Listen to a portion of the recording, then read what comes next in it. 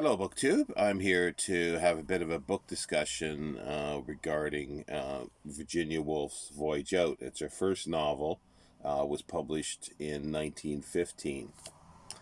And in some ways, it's an odd novel, but then in some ways, it's fairly conventional. It's very, very light on plot. It's more character driven than a plot driven book. We start out with Helen Ambrose and her husband Ridley Ambrose uh, getting on a ship in the Thames and sailing. It doesn't say what or why they're there, or where they're going. Helen is, for several chapters, mostly concerned about her children who they've left behind. We don't know at that point why they've been left behind and why they're sailing. And Helen reacquaints herself with her niece, Rachel, who's on board with her father, who is the ship owner. He's a shipping magnate.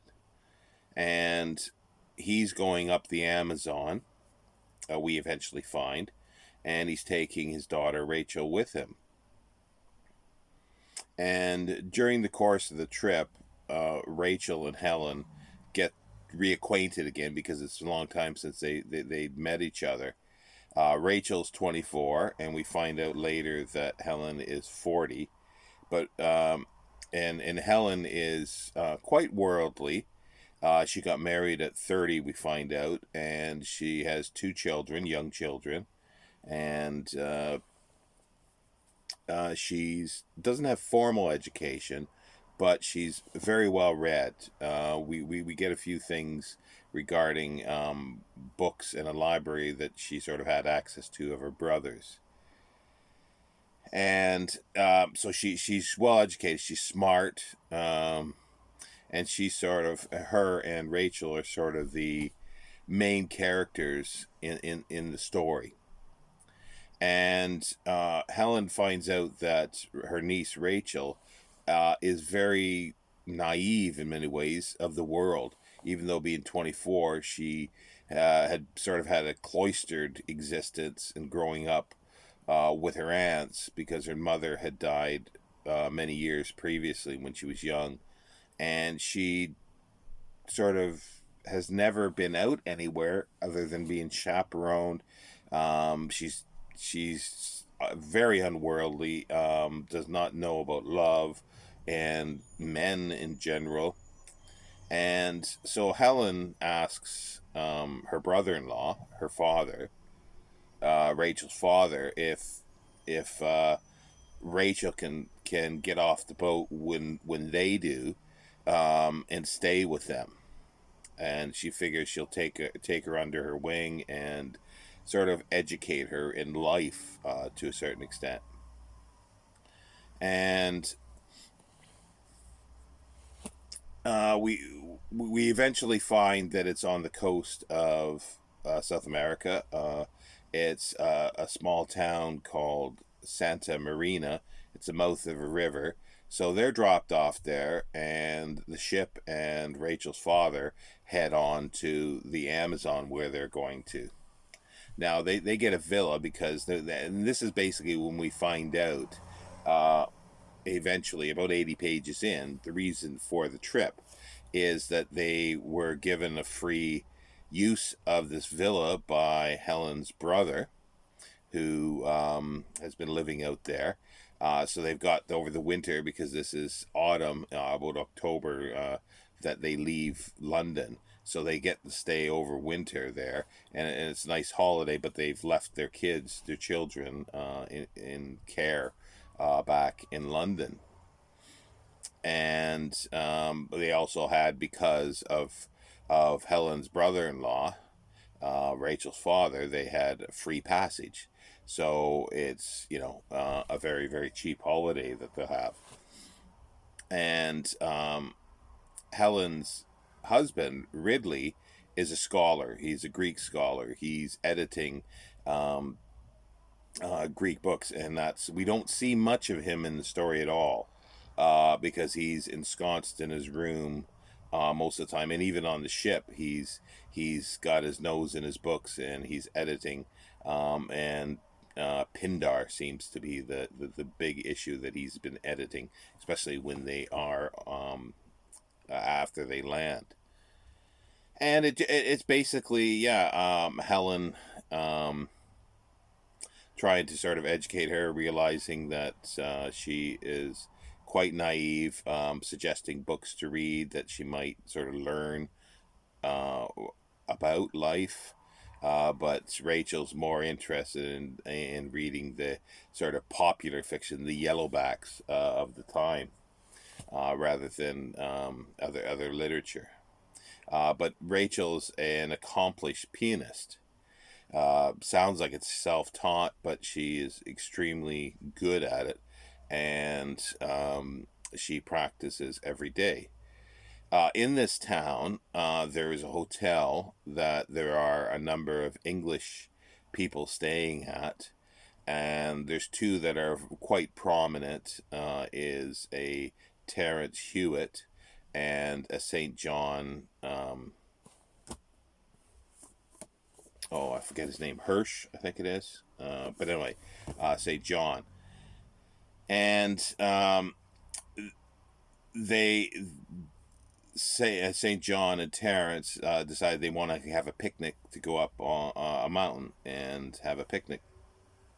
So they arrange this, and they ask. They are aware at this point, through Ridley, Helen's husband, that Helen exists and Rachel exists. So they ask them. They send a note saying, "Would you like to join us on this picnic?" So they jump at the chance. So they get to know everybody in the hotel and everything like that. So it becomes a bigger social circle for them. And they have this picnic, and yeah, and it turns out that the St. John is sort of enamored quite a bit by Rachel, but so is Terence Hewitt. And St. John is more enamored, I think, by Helen than Rachel. So Hewitt sort of uh, takes over, and they eventually become engaged. They fall in love, and they also have an excursion. Another woman wants to, her and her husband want to take a little sort of 10-day trip up the river and slum it a bit, as it were, to visit a few native villages and, buy trinkets and things like that. So Helen and Rachel are asked, and the usual crew goes along. So they do that. And it's getting on to late spring and early summer now. And they were. The engagement between Rachel and Terence is set. Rachel's father is set to come back, and they're going to be married in about 6 weeks in London, sometime in June. However, tragedy strikes, and Rachel contracts fever, typhoid, and there's a well, sort of a I think it's a couple weeks that she's very ill, and then she dies, and that's where basically the novel ends. It doesn't sound like much, and yeah, it's a bit thin on the ground, definitely on plot, but it is very character driven. Um, I had read two novels before of Virginia Woolf, and I've been trying to figure out which ones because they did make an impression on me, and we're talking like almost 40 years ago. I would have read these, and I believe it was Mrs. Dalloway who actually shows up in this book. Her and her husband are taking board passage on the ship briefly. And then I'm pretty sure I read To the Lighthouse. I wasn't impressed by those, but I had read A Room of One's Own and Three Guineas, I think it is, which I enjoyed. And I over the years read many essays by Virginia Woolf, and I enjoyed those. And I came to the conclusion, like the firm conclusion, yeah, I didn't like her fiction, Virginia Woolf's fiction. I like her nonfiction. But finding out that Wordsworth Classics had let me just turn this off. Forgot to do that. Wordsworth Classics have put out everything, all her fiction, and very very cheap. On Amazon, £2.25 per volume.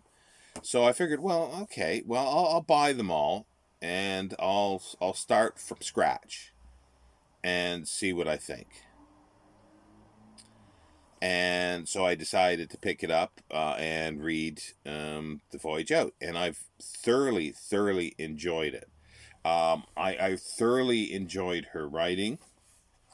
Um, it's interesting how she describes things, and I really like that. Like here, I'll read a little bit. I'll read a few passages to give you the taste of it.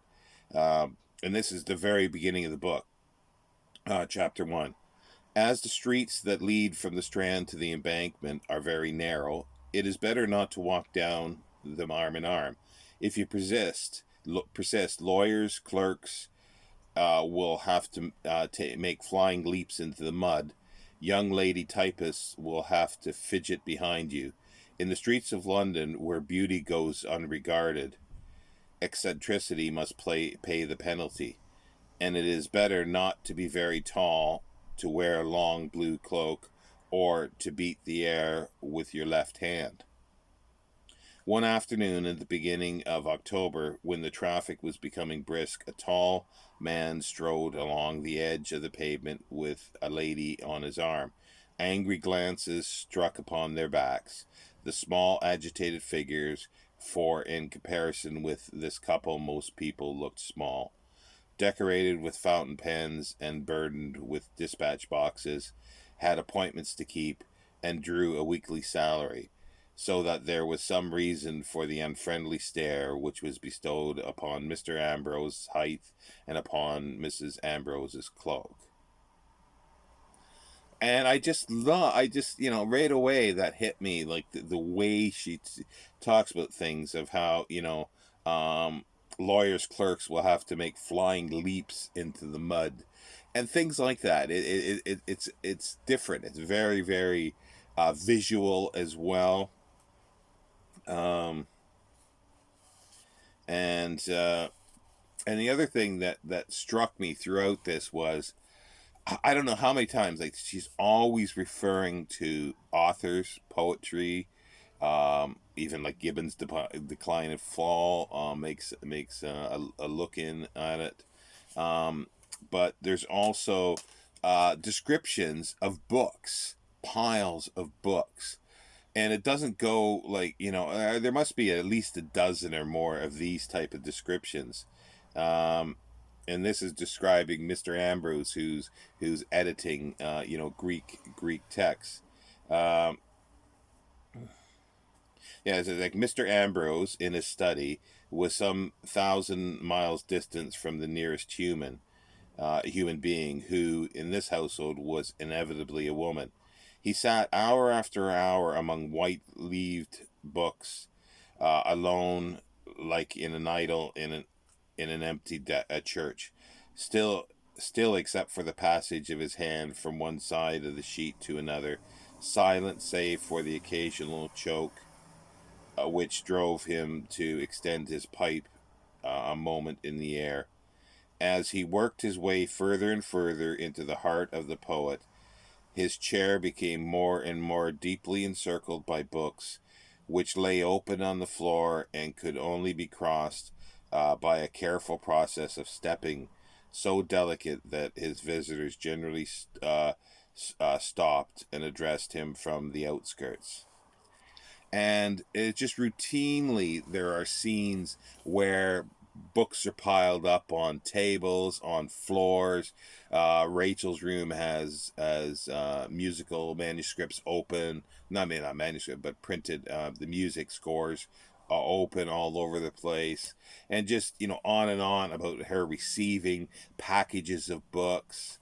There's a lady, a Miss Allen, an elderly, well, a spinster lady, who is at the hotel, and she's she's writing a history of literature. Basically, she calls it, from uh, Beowulf to Browning.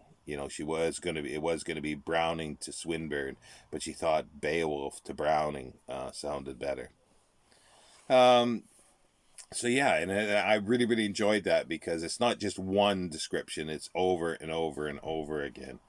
And another beautiful one of the beautiful pieces of writing in here, beautiful, but it's so tragically like shown, is the long chapter of Rachel's illness, and her deliriums that are described. But also there's bits here, that are just lovely. Like, hours and hours would pass thus, without getting any further through the morning, or again a few minutes would lead from the broad daylight into the depths of the night. One evening, when the room appeared very dim, either because it was evening or because the blinds were drawn, Helen said to her, uh, just someone is going to sit here tonight. But and then she goes on here. Rachel woke to find herself in the midst of one of those interminable nights which do not end at 12, but go on into the double figures, 13, 14, and so on, until they reach the 20s, then the 30s, then the 40s. I just found this fabulous, even though it's like a tragic, obviously, incident, and it's harrowing, um, and it's but it's just beautifully written, about her delirium, about the walls, shadows, and things like that, how they take on different form. Um, and it is her first novel, so I think there's a few flaws in it, but I don't think her female characters are fabulous, but her male characters occasionally seem a little flat. Um, and I would like to have seen more of Ridley, the scholar. I would like to have seen more of him and descriptions of him. But that's a personal thing. And the other thing that I found, like, while I was reading it, as I say, the aspect of not knowing what they're doing and where they're going in that until about 80 pages in, until they land at this place, and you find out it's holiday and that. It's a little disconcerting at the beginning, but again, it's like, well, okay, well, I'm just gonna go with it and see what happens. And it is interesting because it if you know where they're going, then you'll read, on the first impressions, you'll read it in a different way. So it was interesting. Then you go, okay. Then you look back and, in your mind of what you read, and it sort of all makes sense then. Um, but the other thing is that when, like, the description of the town, like, they don't really get into the town. They're in South America, but this villa, it could be a big house in, say, Wales, and there could be a hotel or another big house where all these other English people are. I didn't get any sense at all that she was outside of England. Like, it could, and then they have this picnic on this mountain. Could be in Wales, as I say. They could be going up a mountain and having a picnic. There's very little, like, other than the servants, that are they're named. Very few descriptions of the local people. There's no sort of local color. They're just very very. It's just very British, and it just seems like it's still in England, but they're actually, you have to remind yourself, or I had to remind myself, that they're still that they're actually in South America. And I thought, well, is this a flaw? And then I thought, I wonder, because is she showing that this was while I was reading it, and I'll get to the introduction, which, anyway, while I'm reading, and I'm thinking, okay, well, is this a flaw, or is she doing this to show how these people are, it doesn't matter where they are in the world, they're still thinking that they're in England. So it's like, why even be where they are, if they're not, absorbing the culture or anything like this. And I thought of that because when they take the trip up the river, they're all of a sudden out of their element that they can't control things. And then you begin to see color. Then you begin to see the description of the village a little bit, and the women in the village and others in the village and the children, and you get some color, and you get, they're walking through the forest, and you can definitely tell that they are not in England at that point. So that made me think, yeah, I think that's maybe what she's doing, but it's not that clear, which is a bit frustrating. But then I didn't read the introduction. It's a nice introduction, like it's 20 some page introduction, to the book by, oh, sorry, just have to find it here. By Sally Minogue. I don't know who she is.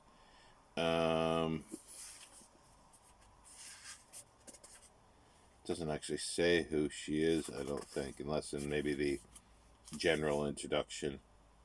But anyway, she talks about that, the novel was published in 1915 in the UK by Duckworth. It was published by Virginia Woolf's half brother, Duckworth, for Duckworth Publishing, Gerald Duckworth and his brother. And then in 1920, in the United States, and this text is based on, I think, the first edition, but actually it's based on the text from the collected edition from 1929, it turns out. But she started out to writing a completely different novel by the sounds of it, where there's lots and lots of criticism of the English Empire and English society. And I go, yeah, that's the leftover there. So it's not that clear, but she had to purge a lot of this because they figured it would hurt her career. She also had sort of eroticism, homoerotic eroticism in it a little bit, and you could see a little bit of that still in there, with Rachel, as she's first kissed by Mr. Dalloway, and she's getting a bit excited but scared when he kisses her, and she's pressed up against his body, and she has, you could see this eroticism a little bit, but it's also a little weird that she gets the eroticism where her and her aunt is sort of, messing around and sort of playful a little bit on the so yeah, I think it was on the mountain. No, was it on the mountainside? Or at some point anyway. And there's a little bit of eroticism there between herself and her aunt, which obviously would not have gone over well. And then there's also another scene with another young woman in the hotel where the woman is very close to her, and she's feeling like, strange about that. So you can see those little things that are still remnants throughout there. And but actually, because the novel was going to be called, what's the name of it now? Melambrosia. And somebody in the early 80s decided to go through, there was 1,000 manuscript pages for the novel, or for this, and they pieced together, and it's been published, the original, sort of from the original manuscript. And the way they did it was, like, some of the bundle of the papers were tied together, but also the color of the paper, and then where, there was no order or anything like that. There may be some date issues, or not issues, but comparisons with, from letters and diary entries, but also where, where she ends the one page and it starts another, and it's just like it was pieced together that way. And I definitely want to get that and read. But the characters, as I say, are really, really, really fantastic. There's this whole sense of, like, there's a few people that talk about, how women are becoming emancipated, and for the time, because there's no exact date in it, but obviously it's like the first decade, I think, up, or for somewhere, or post 1905 onward. There's a few things, references to elections and stuff like that. I just haven't looked up to see the exact date, so you could probably figure out more or less exactly when it was, but it's not explicitly said. It doesn't really matter so much, I don't think, to the understanding of the story. Um, but yeah, and it's like, the Helen character is just, she's quite fantastic. She doesn't take any bullying. She doesn't take any guff. Uh, you know, um, and like, she's 40 years old and she still loves dancing, and there's sort of little titter tattle on the dance floor, like when there's a dance, that she's 40 years old and she's still dancing like a young girl. She obviously enjoying herself, but she's well read, and um, yeah, and as I say, I really like the aspect of the books, just sort of, these piles of books everywhere. It's like, well, yeah, look around. But yeah, and I definitely want to read more of Virginia Woolf. Um, and it is definitely is, like, it is a recommendation. However, with the caveats of, you've got to, give it time. It's slow. There's next to no plot in it, really. And as I say, the other than two characters, the two sort of suitors for Rachel, male characters, really, the the male characters aren't really fleshed out much. Um, and but the female characters are extremely well done. There's a few things, like I say, little things that are a little, sort of stereotypical, and it mentions about her snobbery of sort of class system a little bit in the introduction. But yeah, and it's a cheap way to do it is the Wordsworth Classics, at least here in the UK. As I say, the full cover price of these things are £2.50. So, and online, it depends on which online seller you get. You sometimes have to pay more or less than that. So yeah, so that's where I'm ending, and well, almost 30 minutes. I didn't want to make it that long, but yeah, I'm definitely gonna move on to the next book by Virginia Woolf. Eventually, I'm not gonna rush through and read them all. Um, Something's going on out there. I'm not going to rush and read them all through. I'm not sure if, because I know that she does write differently, and it's sort of more postmodern and sort of stream of consciousness in some of them. So those might take a little more for me to have patience with, but this definitely is, and I definitely want to eventually get the uh, the original manuscript, the My Ambrosia, I think it is. Um, for that was done, I think, in the early '80s. Was published, and also too, I just, I've been wanting for years. I've wanted her essays, her collection of essays, her collection of letters, her collection of diaries, and also too, it'd be kind of neat. I think even her husband, Leonard Wolf's autobiography, because there would be a lot of stuff regarding her. I think it's like a 5 volume autobiography. Because yeah, she was. I sort of think of this. The Helen's husband in there is a bit like, I think, is it Leslie Stevens, her father, who actually began editing this Oxford biographical dictionary, and he was a scholar. But and then there's all this other bad sort of history that and bad stuff that's happened to Virginia Woolf. She was, during the time she was writing this, from like 1907 1915. She was depressed a lot, and she actually had a suicide attempt during that time. And then finally the book came out, and I think it was several years after that before her second book. But then she was off and running at that point, and her sister is what's her sister's name? All of a sudden, it's black me. She was married to Clive Bell. Um, oh, I don't know. It just my it just, yeah, it just escaped me what Virginia Woolf's sister's name is. But anyway, I'll leave it there, and I'm just going to move on. I've already started the second volume to the uh, Dance to the Music of Time by Anthony Pohl, and I'll be finished that probably tomorrow morning, I suspect. But yeah, I'm hoping everybody has a good Tuesday. I'll be back tomorrow. I think it is. I should be with another shelf tour. Otherwise, take care, BookTube. Thank you.